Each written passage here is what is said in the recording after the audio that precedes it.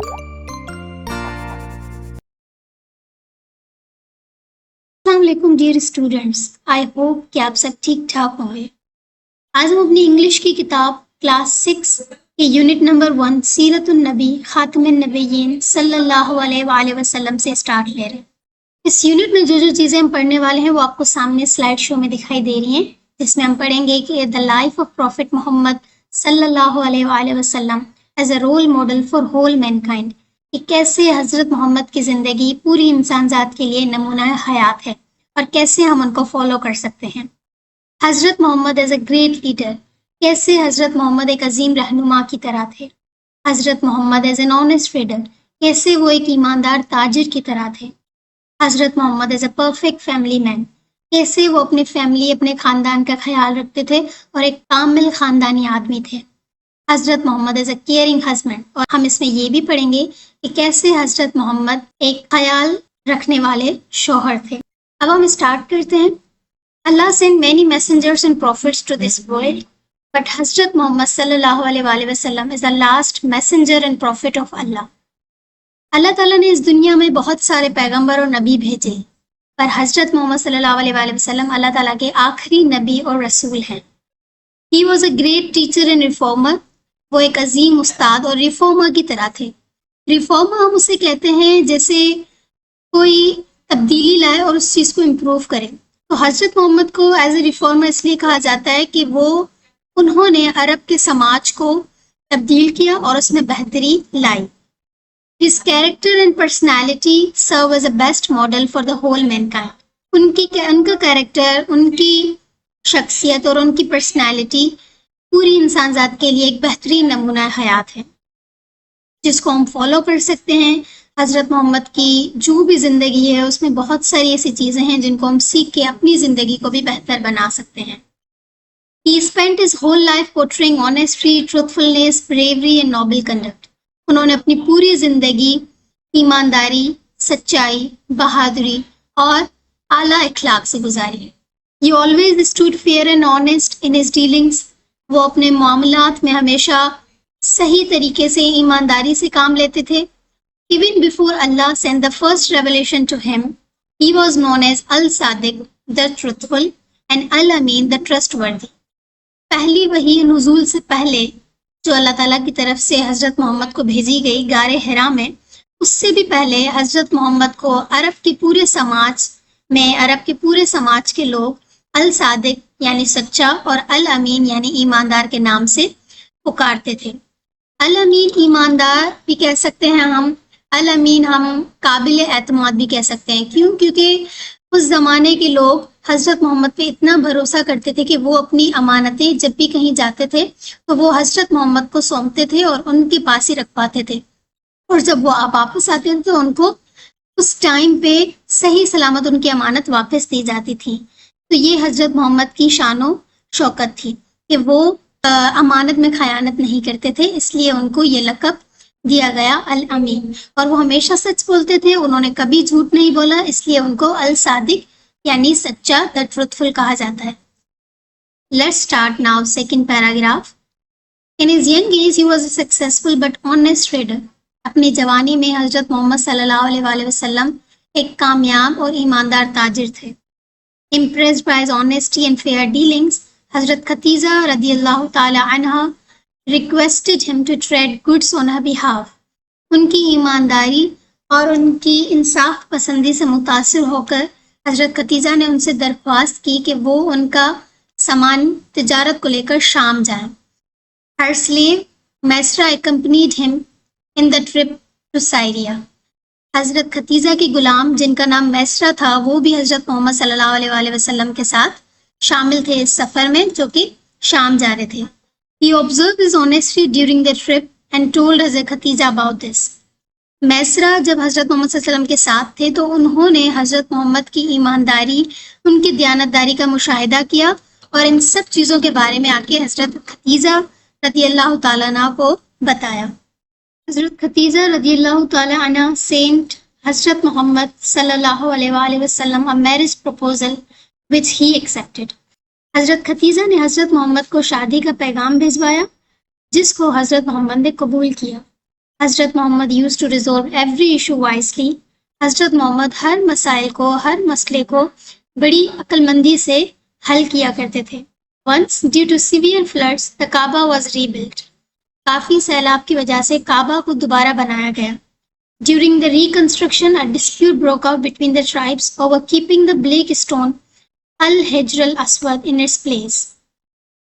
تعمیر کے دوران ایک جھگڑا ہو گیا مختلف قبائل کے درمیان اس بات پہ کہ بلیک اسٹون یعنی ہجر اسود کو کون اپنی جگہ پہ رکھے گا. Every tribe wanted the honor of installing the black stone. ہر قبائل یہ چاہتا تھا کہ ان کو یہ اعزاز ملے کہ وہ ہجر اسود کو، اس کالے پتھر کو اپنی جگہ پہ رکھے. Finally, an old man suggested that the first person to enter the Kaaba tomorrow would decide the dispute. آخر کار ایک بوڑھے آدمی نے یہ صلاح دی، یہ مشورہ دیا کہ پہلا آدمی جو کعبہ کے اندر کل داخل ہوگا وہی اس مسئلے کا حل کرے گا. Everyone liked the old man's opinion. ہر کسی نے اس سے ایگری کیا. The next day, حضرت محمد entered the Kaaba first. دوسرے دن حضرت محمد وہ آدمی تھے جو کہ پہلے کعبہ کے اندر داخل ہوئے. When the people saw him, they started saying, "He is trustworthy. We are pleased with him." جیسے ہی انہوں نے دیکھا کہ حضرت محمد داخل ہوئے تو انہوں نے کہا کہ یہ سچے ہیں، یہ قابل اعتماد ہیں، ہم ان سے خوش ہیں. حضرت محمد asked for a sheet and had the black stone placed on it. حضرت محمد نے دیکھی کیسے اس مسئلے کو حل کیا ہے. انہوں نے کیا کیا، انہوں نے ایک شیٹ منگوائی، ایک چادر منگوائی اور سب کو یہ کہا کہ اس کالے پتھر کو، ہجر اسود کو اس چادر کے اوپر رکھ دیں. Then he asked the chief of each tribe to hold a corner of sheet and take it to the place of installation of the black stone. اور انہوں نے ہر قبیلے کے بڑے رہنما لیڈر کو بلایا. ہر ایک قبیلے میں سے ہر ایک لیڈر آیا جن کو حضرت محمد نے بلایا اور انہوں نے اس چادر کے کونے کو پکڑا. ہر کسی نے اس میں پارٹیسپیٹ کیا اور سب نے اسی طرح ہجر اسود کو اس کی جگہ پہ رکھنے میں پارٹیسپیٹ کیا. Thus all the tribes were pleased. اس طریقے سے سارے قبائل جو تھے وہ خوش ہو گئے کیونکہ اس طریقے سے سب کو اعزاز ملا، سب نے پارٹیسپیٹ کیا اور سب نے ہجر اسود کو اس کی جگہ رکھنے میں مدد کی. حضرت محمد صلی اللہ علیہ وآلہ وسلم was a tolerant leader whose forgiveness benefited both his enemies and friends. His merciful nature was evident on the day of conquest of Makkah when he was entered the city as a victorious conqueror and pardoned his worst enemies. Even Abu Sufyan, who was the worst enemy of Islam, was forgiven by Hazrat Muhammad sallallahu alaihi wasallam. Rasulullah also announced, "The Messenger of Allah said, who enters the house of Abu Sufyan will be safe. Who lays down arms will be safe. Who locks his door will be safe."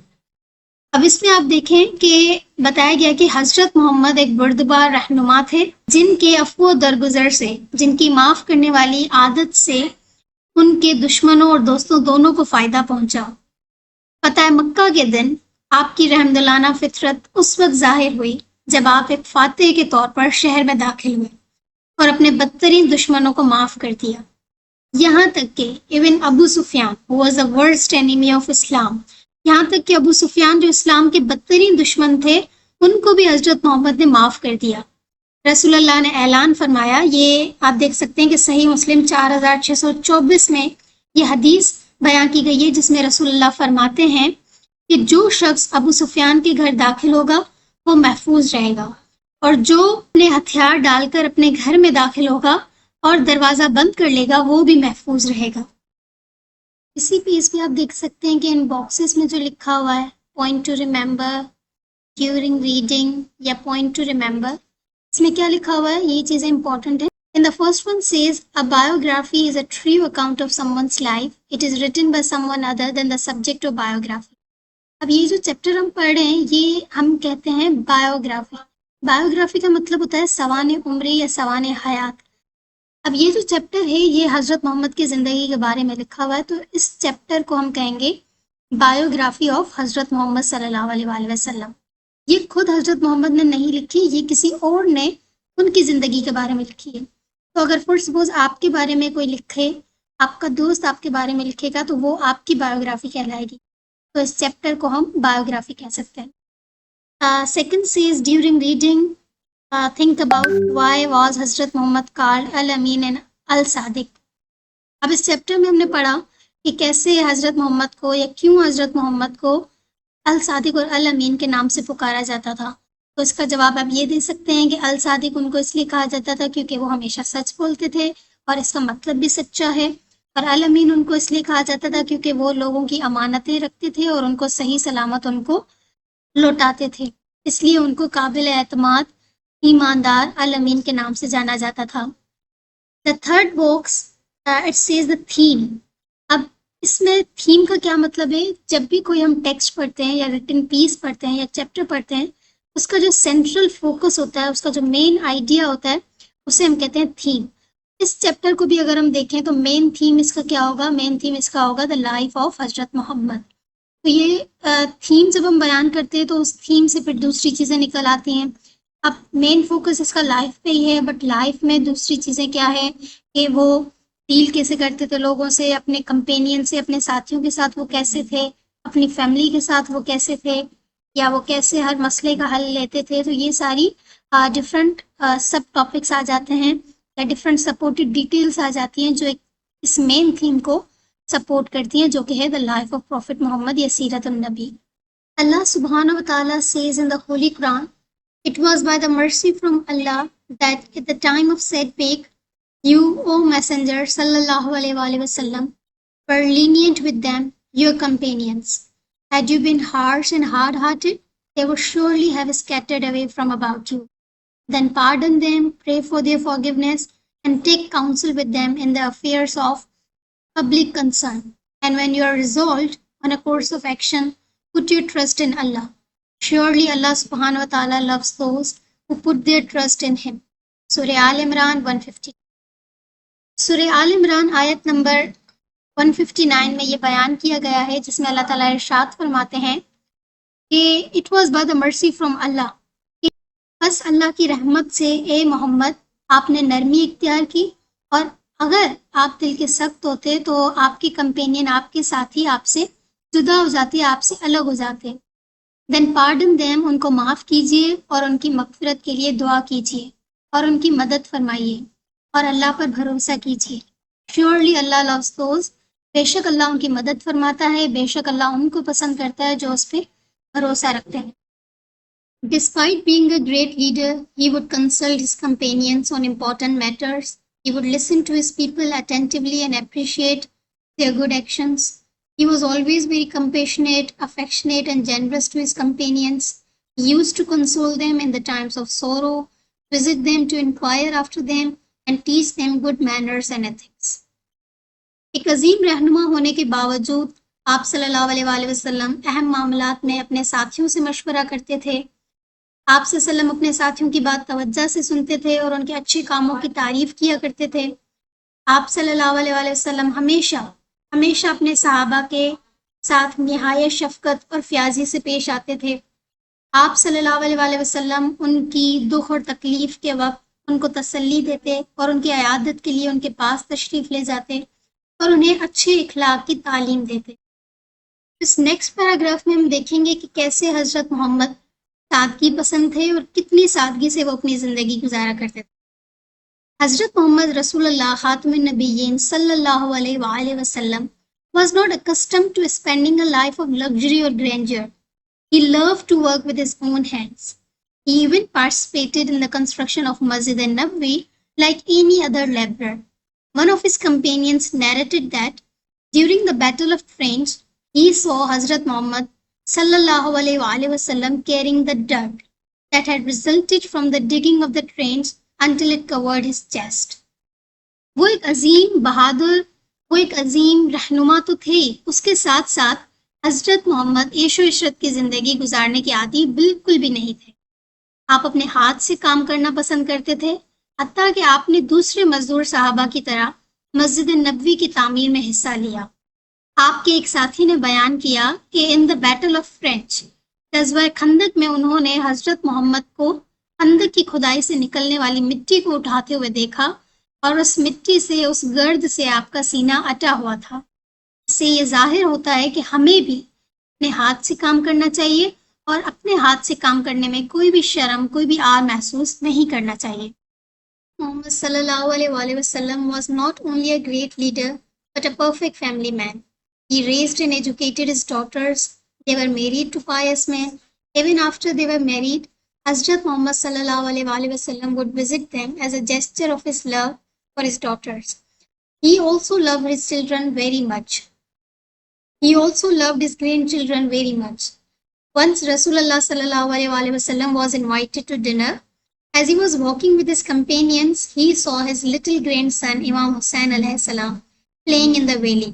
Hazrat Muhammad sallallahu alaihi wasallam went forward to grab him, but he ran away. With a gentle smile on his face, Hazrat Muhammad started running after him until he finally caught him.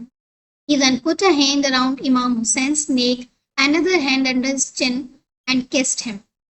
Hazrat Muhammad then said, Hussain is a part of me and I am part of him. May Allah subhanahu wa ta'ala loves those who love Hussain. Hussain is a tribe among tribes. Ibn Majah 144. This paragraph says کہ حضرت محمد نہ صرف ایک عظیم رہنما تھے بلکہ ایک کامل گھریلو انسان بھی تھے. آپ نے اپنی بیٹیوں کی پرورش اور تعلیم و تربیت کا انتظام کیا. ان کی شادی پائس میں متقی مردوں سے ہوئی. ان کی شادی کے بعد بھی حضرت محمد اپنی بیٹیوں سے محبت کے اظہار کے طور پر ان سے ملاقات کے لیے ان کے گھر جایا کرتے تھے. آپ صلی اللہ علیہ وسلم اپنے نواسوں سے بھی بہت پیار کرتے تھے. آپ صلی اللہ علیہ وسلم کے 2 نواسے تھے جن کا نام حضرت امام حسن اور حضرت امام حسین تھا. اس میں حضرت امام حسین کے بارے میں لکھا گیا ہے کہ ایک مرتبہ رسول اللہ صلی اللہ علیہ وسلم کو کھانے پر بلایا گیا. جب آپ اپنے صحابی کے ساتھ چل رہے تھے تو آپ صلی اللہ علیہ وسلم نے اپنے چھوٹے نواسے حضرت امام حسین علیہ السلام کو وادی میں کھیلتے دیکھا. آپ صلی اللہ علیہ وسلم انہیں پکڑنے کے لیے آگے بڑھے لیکن وہ بھاگ گئے. چہرے پہ ہلکی سی مسکراہٹ کے ساتھ آپ صلی اللہ علیہ وسلم ان کے پیچھے بھاگنے لگے یہاں تک کہ آپ صلی اللہ علیہ وسلم نے انہیں پکڑ لیا. کہ دیکھیں کہ وہ کیسے اپنے نواسوں سے پیار کرتے تھے اور ان کے ساتھ کھیلا کرتے تھے. He then put a hand around Imam Hussein's neck and another hand under his chin and kissed him. اس کے بعد حضرت محمد صلی اللہ علیہ وسلم نے اپنا ایک ہاتھ حضرت امام حسین کی گردن پہ رکھا اور دوسرا ان کی ٹھوڑی کے نیچے رکھا اور ان کا بوسہ لیا, انہیں کس کیا. حضرت محمد صلی اللہ علیہ وسلم نے پھر فرمایا, ابن ماجہ سے روایت ہے 144 کہ حضرت محمد نے فرمایا, حسین مجھ سے ہیں اور میں حسین سے ہوں. اللہ اس شخص سے محبت کرے جو حسین سے محبت کرتا. Moving to the last paragraph of this chapter, he was a respectful and caring husband. He loved his wife Hazrat Khatija very much. Once Hazrat Aisha asked why he loved her so deeply. Hazrat Muhammad replied, she believed in me when no one else did. She accepted Islam when people rejected me. And she helped and comforted me when there was no one else to lend me a helping hand. Musnad Ahmad 24864. Us paragraph میں ہمیں بتایا گیا ہے کہ آپ صلی اللہ علیہ وسلم اپنی زوجات کا احترام اور خیال رکھنے والے شوہر تھے. آپ صلی اللہ علیہ وسلم اپنی زوجہ حضرت خدیجہ رضی اللہ تعالیٰ عنہ سے بہت پیار کیا کرتے تھے. ایک دفعہ حضرت عائشہ نے پوچھا کہ آپ صلی اللہ علیہ وسلم سے کہ آپ حضرت خدیجہ سے اتنی محبت کیوں کرتے ہیں؟ تو حضرت محمد نے جواب دیا کہ وہ مجھ پر اس وقت ایمان لائی جب کوئی ایمان نہیں لایا تھا. انہوں نے اسلام قبول کیا جب لوگوں نے مجھے جھٹلایا اور انہوں نے میری مدد کی اور تسلی دی جب میری مدد کرنے والا کوئی نہیں تھا. یہ روایت ہے مسند احمد سے. The last line says, Hazrat Muhammad is indeed a role model for all his followers in every sphere of life. حضرت محمد صلی اللہ علیہ وسلم زندگی کے ہر شعبے میں اپنے پیروکاروں اپنے فالوورز کے لیے نمونہ عمل ہیں. In this unit, we have learned so many things regarding the life of Hazrat Muhammad, peace be upon him, جس میں ہم نے سیکھا کہ ان کی جوانی سے لے کے وہ کیسے ایک سکسیسفل بزنس مین ایک سکسیسفل ٹریڈر تھے. ان کا رویہ اپنے ساتھیوں کے ساتھ, اپنی فیملی ممبرس کے ساتھ, اپنے گرینڈ چلڈرن کے ساتھ, اپنی وائفس کے ساتھ کس طریقے سے تھا, یہ ساری چیزیں ہم نے اس چیپٹر میں پڑھی. Thank you so much for listening.